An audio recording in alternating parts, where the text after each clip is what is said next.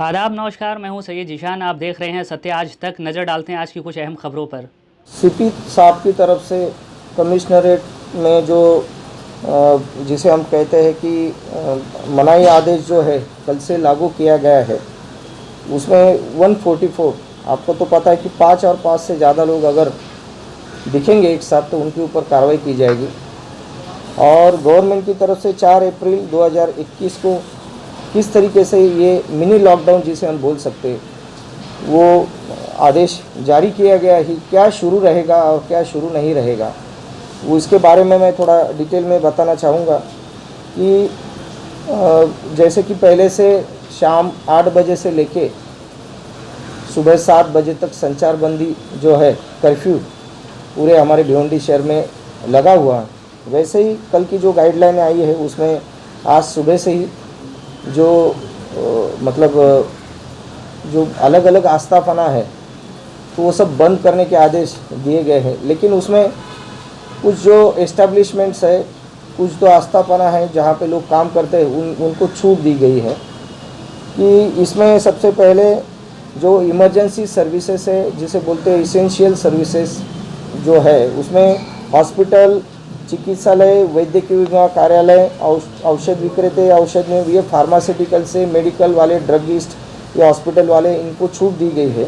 वैसे ही किराना, भाजीपाला जो है, ग्रोसरी जो खाने पीने के लिए जो सामान लगता है, वो दुकान जो है, मिठाई, इनको इसमें छूट दी गई है। और जो टैक्सी हमारे यहाँ या ऑटो रिक्शा वगैरह, ऑटो रिक्शा में 2 लोग बैठ सकते हैं, 4 व्हीलर है उसमें आधे लोग बैठ सकते हैं, अगर 8 लोग बैठते हैं तो वहाँ पे 4 लोग बैठ सकते हैं। और बाकी जो गुड्स कैरियर जो है, पावर लूम से रिलेटेड जो कारोबार चलता है उसको उनको छूट दी गई है। उनकी ट्रैवलिंग, उनका गुड्स का जो है उसके लिए शासन ने, गवर्नमेंट की तरफ से छूट दी गई है। पावर लूम जो है वो चल सकते हैं, लेकिन उसमें भी जो पावर लूम में काम करते हैं, वो जो मजदूर है या वहाँ के वर्कर है, सुपरवाइज़र है, उन लोगों ने उनका जो है कि वैक्सीनेशन कर लेना ज़रूरी है। दूसरी बात, सैनिटाइजेशन वहाँ उनका प्रॉपर होना चाहिए। वहाँ पे ऑक्सीमीटर रखना ज़रूरी है। जिनको फीवर है, जिनको जिस तरीके से, तो उनको अलग तरीके से रखना ज़रूरी है। मास्क कंपलसरी वहाँ पे किया गया है। इस तरीके से सोशल डिस्टेंसिंग मेंटेन रखना ज़रूरी है। इस तरीके की जो सब चीज़ें हैं अगर वो करते हैं तो उनको पावर लूम सेक्टर के सभी उनको इसमें छूट दी गई है और उन्होंने वो करना चाहिए। और दूसरी बात इसमें कि जो बाहर हम बच्चे खेलने जाते हैं मैदान में, जो है जो अलग अलग जिम्स है, उसके बाद है कि स्विमिंग पूल है, मनोरंजन की जो अलग अलग जगह है वहाँ पे बैन किया गया है, वहाँ वो बंद रहेगी। और ये काल में जो है तो स्ट्रिक्टली 100% वो बंद होना चाहिए, उसको अलाउड नहीं किया गया है।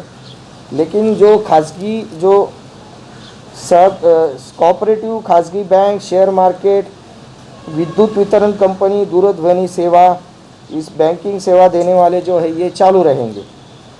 उसमें भी गवर्नमेंट के इसमें 50% जो प्रेजेंसी है वो इम्पोर्टेंट रखी गई है, मतलब 100% वो नहीं रहेगा।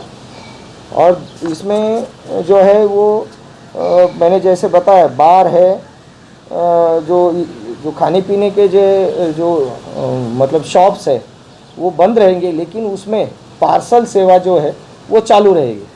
लेकिन खाने पीने के जो सभी है वहाँ बैठ के कोई जाके खा नहीं सकता, यानी कि ये भीड़ भाड़ ना हो, इसलिए ये शासन ने कदम उठाया है। होम डिलीवरी, टेक अवे, ये सब चालू रहेगा।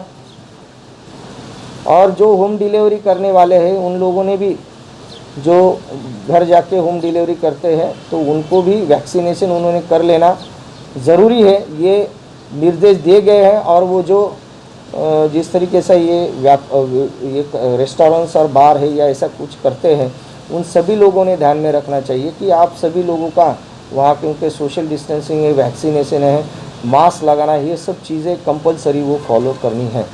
खाने पीने के जो रहे वो बंद रहेगा, खाने पीने का जो है वो बंद रहेगा, ठेले वाले, गाड़ी वाले, लेकिन फ्रूट्स वगैरह वो जो है जिससे वो चालू रहेगा। नहीं, अदर इंडस्ट्रीज जो है जो मैन्युफैक्चरिंग में आते हैं, मैंने आपको आपके दिया है अभी इंग्लिश में और इसमें मैन्युफैक्चरिंग सेक्टर में वो चालू रहेगा, लेकिन जिस तरीके से मैंने कहा वो सब चीज़ में ध्यान में रखते हुए ये होना चाहिए।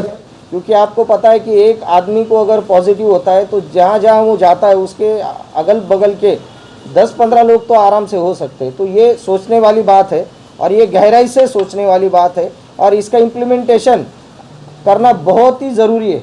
अगर ये नहीं किया वो ठीक है, वो चलता रहेगा उनका काम, लेकिन उसमें जो बूढ़े लोग हैं, बीमार लोग हैं, जिनको बीपी है, डायबिटीज़ है, आपने जो देखा कि दिन ब दिन आंकड़े जो है बढ़ते जा रहे हैं, उसको रोकने के लिए ये गवर्नमेंट ने बहुत अच्छा कदम उठाया है, जिससे कि हम जो भिवंडी के पूरे रहवासी है वो भी बच सके, उनके घर के लोग बच सके और सभी जो है अच्छी तरीके से उनका आरोग्य रहने के लिए ये बहुत ज़रूरी है। टाइमिंग का तारीख जो आपने देखा होगा, आपको दिया है मैंने, 30 तारीख तक ऐसा है। लेकिन अगर इसमें कुछ लोग अगर समझते हैं, अच्छी तरीके से रिस्पांस देते हैं, तो ये जो है गवर्नमेंट इसके बारे में सोच सकती है और कुछ दिनों के बाद इसकी नई गाइडलाइन जारी हो सकती है। तक सैयद जीशान को दीजिए इजाज़त। नमस्कार।